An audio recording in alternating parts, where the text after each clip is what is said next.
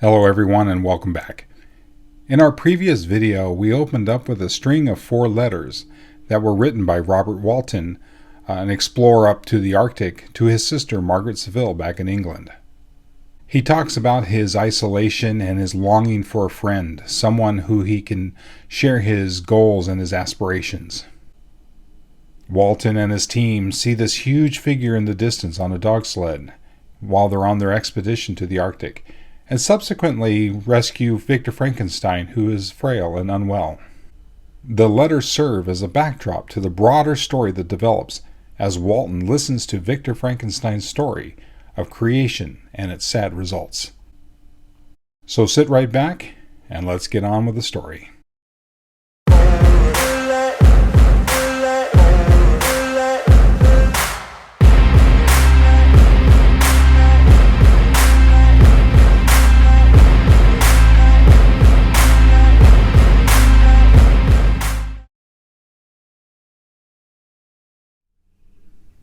Chapter 1. I am by birth a Genevese, and my family is one of the most distinguished of that republic. My ancestors had been for many years counselors and syndics, and my father had filled several public situations with honor and reputation. He was respected by all who knew him for his integrity and indefatigable attention to public business. He passed his younger days perpetually occupied by the affairs of his country. A variety of circumstances had prevented his marrying early, nor was it until the decline of life that he became a husband and the father of a family. As the circumstances of his marriage illustrate his character, I cannot refrain from relating them. One of his most intimate friends was a merchant, who from a flourishing state fell through numerous mischances into poverty. This man, whose name was Beaufort, was of a proud and unbending disposition, and could not bear to live in poverty and oblivion in the same country where he had formerly been distinguished for his rank and magnificence. Having paid his debts, therefore, in the most honorable manner, he retreated with his daughter to the town of Lucerne, where he lived unknown and in wretchedness. My father loved Beaufort with the truest friendship, and was deeply grieved by his retreat in these unfortunate circumstances. He bitterly deplored the false pride which led his friend to conduct so little worthy of the affection that united them. He lost no time in endeavoring to seek him out, with the hope of persuading him to begin the world again through his credit and assistance. Beaufort had taken effectual measures to conceal himself, and it was 10 months before my father discovered his abode. Overjoyed at this discovery, he hastened to the house, which was situated in a mean street near the Reuss. But when he entered, misery and despair alone welcomed him. Beaufort had saved but a very small sum of money from the wreck of his fortunes, but it was sufficient to provide him with sustenance for some months, and in the meantime he hoped to procure some respectable employment in a merchant's house. The interval was consequently spent in inaction. His grief only became more deep and rankling when he had leisure for reflection, and at length it took so fast hold of his mind that at the end of 3 months he lay on a bed of sickness, incapable of any exertion. His daughter attended him with the greatest tenderness, but she saw with despair that their little fund was rapidly decreasing, and that there was no other prospect of support. But Caroline Beaufort possessed a mind of an uncommon mold, and her courage rose to support her in her adversity. She procured plain work, she plaited straw, and by various means contrived to earn a pittance scarcely sufficient to support life. Several months passed in this manner. Her father grew worse. Her time was more entirely occupied in attending him. Her means of subsistence decreased, and in the 10th month her father died in her arms, leaving her an orphan and a beggar. This last blow overcame her, and she knelt by Beaufort's coffin, weeping bitterly, when my father entered the chamber. He came like a protecting spirit to the poor girl, who committed herself to his care, and after the interment of his friend, he conducted her to Geneva, and placed her under the protection of a relation. 2 years after this event, Caroline became his wife. There was a considerable difference between the ages of my parents, but this circumstance seemed to unite them only closer in bonds of devoted affection. There was a sense of justice in my father's upright mind, which rendered it necessary that he should approve highly to love strongly. Perhaps during former years he had suffered from the late discovered unworthiness of one beloved, and so was disposed to set a greater value on tried worth. There was a show of gratitude and worship in his attachment to my mother, differing wholly from the doting fondness of age, for it was inspired by reverence for her virtues, and a desire to be the means of, in some degree, recompensing her for the sorrows she had endured, but which gave inexpressible grace to his behavior to her. Everything was made to yield to her wishes and her convenience. He strove to shelter her as a fair exotic is sheltered by the gardener from every rougher wind, and to surround her with all that could tend to excite pleasurable emotion in her soft and benevolent mind. Her health, and even the tranquillity of her hitherto constant spirit, had been shaken by what she had gone through. During the 2 years that had elapsed previous to their marriage, my father had gradually relinquished all his public functions, and immediately after their union they sought the pleasant climate of Italy, and the change of scene and interest attendant on a tour through that land of wonders, as a restorative for her weakened frame. From Italy they visited Germany and France. I, their eldest child, was born at Naples, and as an infant accompanied them in their rambles. I remained for several years their only child. Much as they were attached to each other, they seemed to draw inexhaustible stores of affection from a very mine of love to bestow them upon me. My mother's tender caresses and my father's smile of benevolent pleasure while regarding me are my first recollections. I was their plaything and their idol, and something better, their child, the innocent and helpless creature bestowed on them by heaven, whom to bring up to good, and whose future lot it was in their hands to direct to happiness or misery, according as they fulfilled their duties towards me.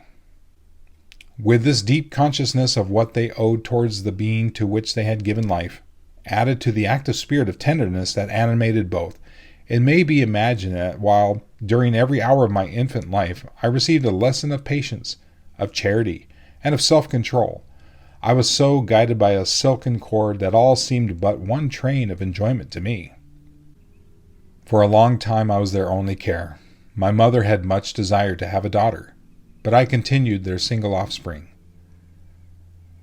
When I was about 5 years old, while making an excursion beyond the frontiers of Italy, they passed a week on the shores of the Lake of Como. Their benevolent disposition often made them enter the cottages of the poor. This to my mother was more than a duty. It was a necessity, a passion, remembering what she had suffered and how she had been relieved, for her to act in her turn the guardian angel to the afflicted. During one of their walks a poor cot in the foldings of a veil attracted their notice, as being singularly disconsolate, while the number of half-clothed children gathered about it spoke of penury in its worst shape. One day, when my father had gone by himself to Milan, my mother, accompanied by me, visited this abode.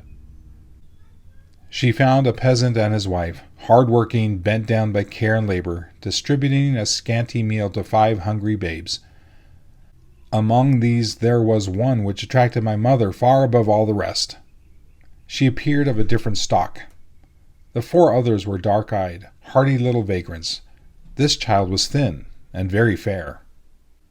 Her hair was the brightest living gold, and despite the poverty of her clothing, seemed to set a crown of distinction on her head. Her brow was clear and ample, her blue eyes cloudless, and her lips and the molding of her face so expressive of sensibility and sweetness that none could behold her without looking on her as of a distinct species, a being heaven-sent, and bearing a celestial stamp in all her features. The peasant woman, perceiving that my mother fixed eyes of wonder and admiration on this lovely girl, eagerly communicated her history. She was not her child, but the daughter of a Milanese nobleman. Her mother was a German, and had died on giving her birth. The infant had been placed with these good people to nurse. They were better off then. They had not been long married, and their eldest child was but just born. The father of their charge was one of those Italians nursed in the memory of the antique glory of Italy, one among the Schiavi Agnir Fermenti, who exerted himself to obtain the liberty of his country. He became the victim of its weakness. Whether he had died or still lingered in the dungeons of Austria was not known. His property was confiscated. His child became an orphan and a beggar. He continued with her foster parents and bloomed in their rude abode, fairer than a garden rose among dark-leaved brambles.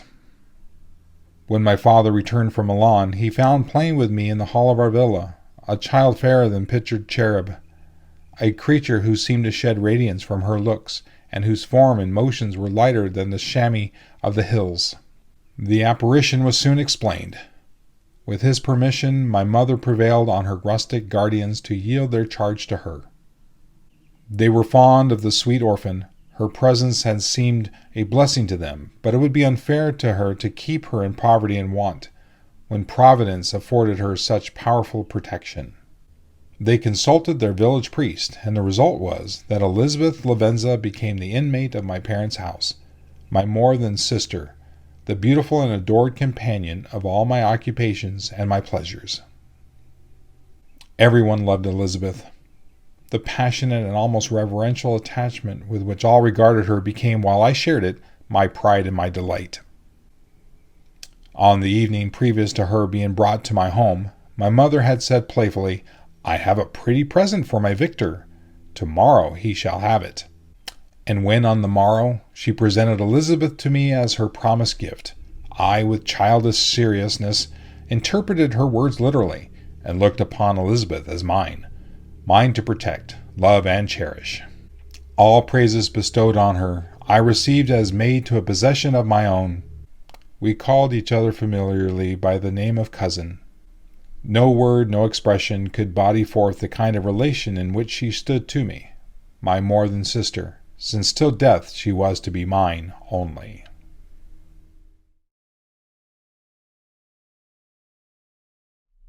Chapter 2. We were brought up together. There was not quite a year differences in our ages. I need not say that we were strangers to any species of disunion or dispute. Harmony was the soul of our companionship, and the diversity and contrast that subsisted in our characters drew us nearer together. Elizabeth was of a calmer and more concentrated disposition, but with all my ardor, I was capable of a more intense application, and was more deeply smitten with the thirst for knowledge. She busied herself with following the aerial creations of the poets, and in the majestic and wondrous scenes which surrounded our Swiss home, the sublime shapes of the mountains, the changes of the seasons, tempest and calm, the silence of winter, and the life and turbulence of our alpine summers. She found ample scope for admiration and delight, while my companion contemplated with a serious and satisfied spirit the magnificent appearances of things. I delighted in investigating their causes. The world was to me a secret which I desired to divine. Curiosity, earnest research to learn the hidden laws of nature, gladness akin to rapture, as they were unfolded to me, are among the earliest sensations I can remember. On the birth of a second son, my junior by 7 years, my parents gave up entirely their wandering life, and fixed themselves in their native country. We possessed a house in Geneva and a campagne on Bellerive, the eastern shore of the lake, at the distance of rather more than a league from the city. We resided principally in the latter, and the lives of my parents were passed in considerable seclusion. It was my temper to avoid a crowd, and to attach myself fervently to a few. I was indifferent, therefore, to my schoolfellows in general, but I united myself in the bonds of the closest friendship to one among them. Henry Clerval was the son of a merchant of Geneva. He was a boy of singular talent and fancy. He loved enterprise, hardship, and even danger, for its own sake. He was deeply read in books of chivalry and romance. He composed heroic songs and began to write many a tale of enchantment and knightly adventure. He tried to make us act plays and to enter into masquerades, in which the characters were drawn from the heroes of Roncesvalles, of the Round Table of King Arthur, and the chivalrous train who shed their blood to redeem the Holy Sepulchre from the hands of the infidels. No human being could have passed a happier childhood than myself.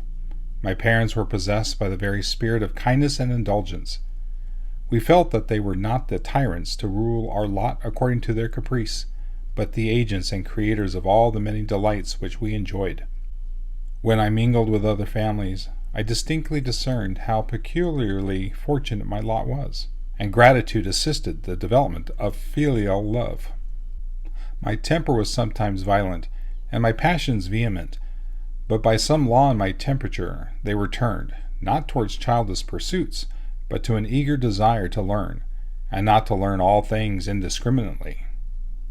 I confess that neither the structure of languages, nor the code of governments, nor the politics of various states possessed attractions for me.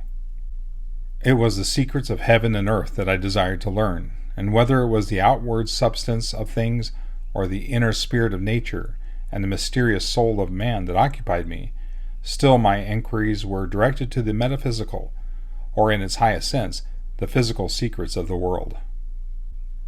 Meanwhile, Clerval occupied himself, so to speak, with the moral relations of things. The busy stage of life, the virtues of heroes, and the actions of men were his theme, and his hope and his dream was to become one among those whose names are recorded in story, as the gallant and adventurous benefactors of our species. The saintly soul of Elizabeth shone like a shrine-dedicated lamp in our peaceful home. Her sympathy was ours, her smile, her soft voice, the sweet glance of her celestial eyes were ever there to bless and animate us. She was the living spirit of love to soften and attract. I might have become sullen in my study, rough through the ardor of my nature, but that she was there to subdue me to a semblance of her own gentleness. And Clerval, could aught ill entrench on the noble spirit of Clerval? Yet he might not have been so perfectly humane, so thoughtful in his generosity, so full of kindness and tenderness, amidst his passion for adventurous exploit, had she not unfolded to him the real loveliness of beneficence, and made the doing good the end and aim of his soaring ambition. I feel exquisite pleasure in dwelling on the recollections of childhood, before misfortune had tainted my mind and changed its bright visions of extensive usefulness into gloomy and narrow reflections upon self. Besides, in drawing the picture of my early days, I also record those events which led, by insensible steps, to my after-tale of misery. For when I would account to myself for the birth of that passion, which afterwards ruled my destiny, I find it arise, like a mountain river, from ignoble and almost forgotten sources, but swelling as it proceeded, it became the torrent which, in its course, has swept away all my hopes and joys. Natural philosophy is the genius that has regulated my fate. I desire, therefore, in this narration, to state those facts which led to my predilection for that science. When I was 13 years of age, we all went on a party of pleasure to the baths near Thonon. The inclemency of the weather obliged us to remain a day confined to the inn. In this house I chanced to find a volume of the works of Cornelius Agrippa. I opened it with apathy. The theory which he attempts to demonstrate and the wonderful facts which he relates soon changed this feeling into enthusiasm. A new light seemed to dawn upon my mind, and bounding with joy, I communicated my discovery to my father.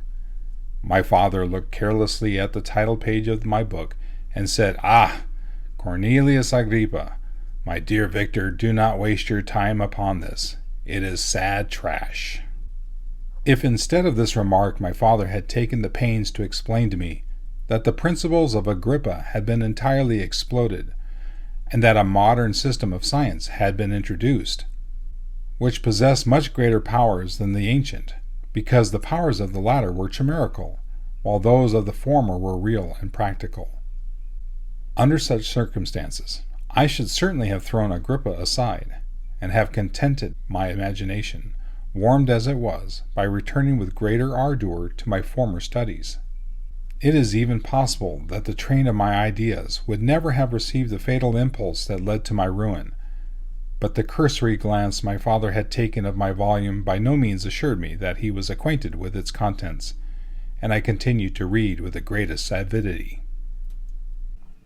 When I returned home, my first care was to procure the whole works of this author, and afterwards of Paracelsus and Albertus Magnus.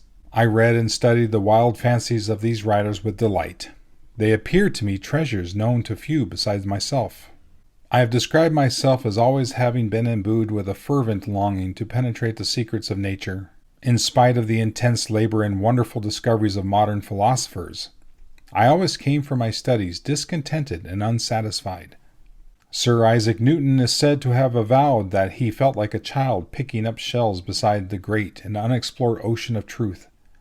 Those of his successors in each branch of natural philosophy with whom I was acquainted appeared even to my boy's apprehensions as tyros engaged in the same pursuit. The untaught peasant beheld the elements around him and was acquainted with their practical uses.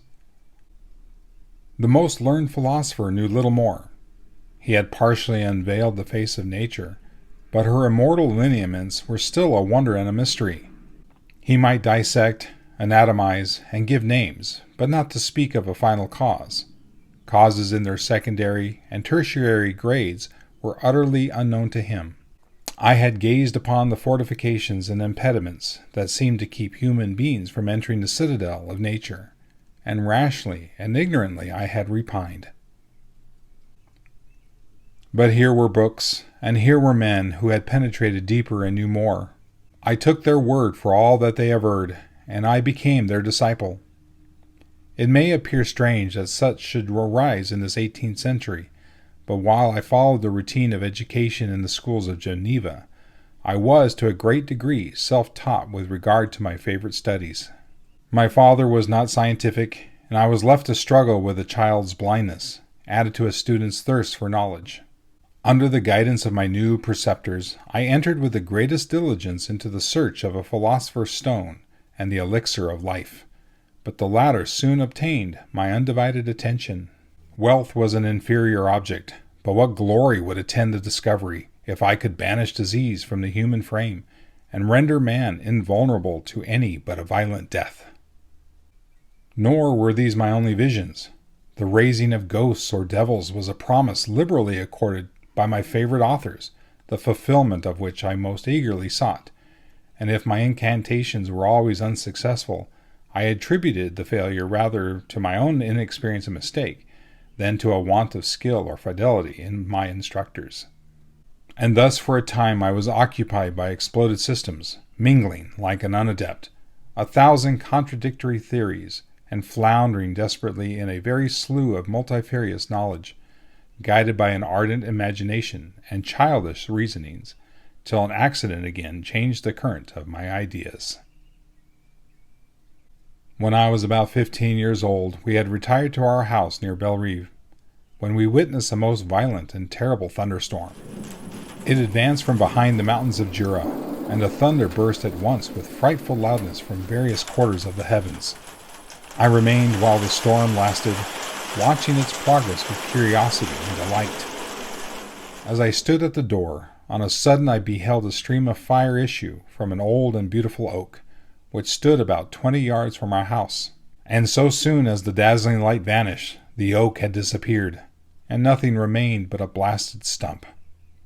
When we visited it the next morning, we found the tree shattered in a singular manner. It was not splintered by the shock, but entirely reduced to thin ribbons of wood. I never beheld anything so utterly destroyed. Before this I was not unacquainted with the more obvious laws of electricity. On this occasion a man of great research in the natural philosophy was with us, and excited by this catastrophe. He entered on the explanation of a theory which he had formed on the subject of electricity and galvanism, which was at once new and astonishing to me. All that he said threw greatly into the shade Cornelius Agrippa, Albertus Magnus, and Paracelsus, the lords of my imagination, but by some fatality the overthrow of these men disinclined me to pursue my accustomed studies. It seemed to me as if nothing would or could ever be known. All that I had so long engaged my attention suddenly grew despicable.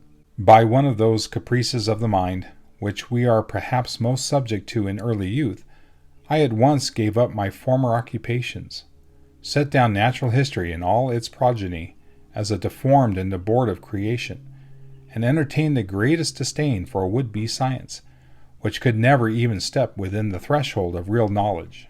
In this mood of mind, I betook myself to the mathematics, and the branches of study appertaining to that science, as being built upon secure foundations, and so worthy of my consideration. Thus strangely are our souls constructed, and by such slight ligaments are we bound to prosperity or ruin. When I look back, it seems to me as if this almost miraculous change of inclination and will was the immediate suggestion of the guardian angel of my life. The last effort made by the spirit of preservation to avert the storm that was even then hanging in the stars, and ready to envelop me. Her victory was announced by an unusual tranquility and gladness of soul, which followed the relinquishing of my ancient and latterly tormenting studies. It was thus that I was to be taught to associate evil with their prosecution, happiness with their disregard. It was a strong effort of the spirit of good, but it was ineffectual. Destiny was too potent, and her immutable laws had decreed my utter and terrible destruction.